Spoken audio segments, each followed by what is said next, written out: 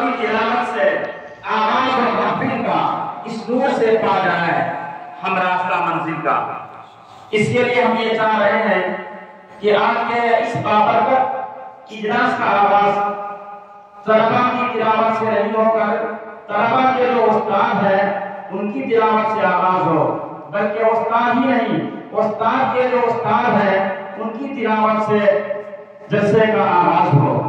یعنی یہ ہماری خوش نصیبی ہے کہ قاری ظفر صاحب مدرسہ حسینیہ تدبیر القرآن دیجی کے استاد ہیں اور درجہ ابتدائی میں بڑی محنت سے طلباء کو پڑھاتے ہیں۔ ان کی محنت اور دیگر اساتذہ کی محنت کا نتیجہ ہے کہ 5 حفاظ تیار ہوئے ہیں جن کی دستار بندی ہو رہی ہے۔ تو قاری ظفر صاحب کے استاد گرامی ہیں جناب قاری عبدالقادر صاحب جو بانکا سے تعلق رکھتے ہیں، لیکن وہ کولکاتہ میں ایک مدرسہ ہے ادارہ تعلیم القرآن مٹھیا گروز، اس ادارے میں وہ تدریسی خدمات انجام دے رہے ہیں۔ وہاں کے وہ ناظرین تعلیمات بھی ہیں اور قابل قدر استاد بھی ہیں۔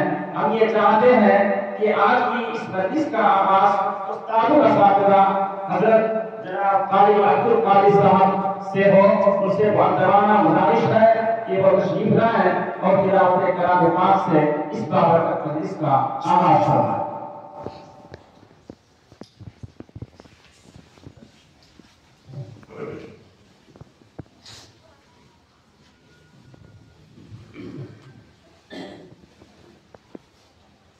السلام علیکم ورحمۃ اللہ وبرکاتہ۔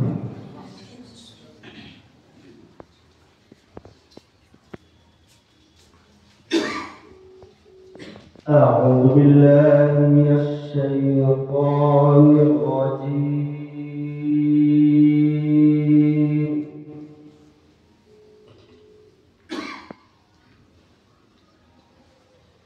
بسم الله الرحمن الرحيم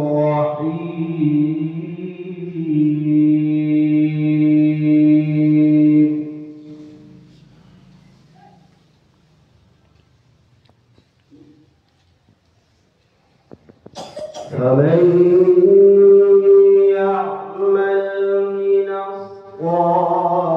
الصالحات وهو مؤمن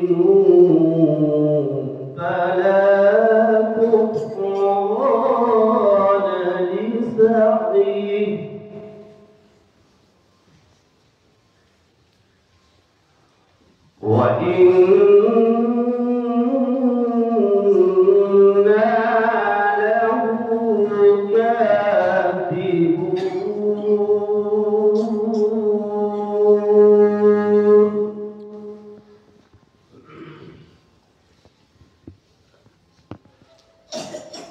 وحرام على قرية أهلكناها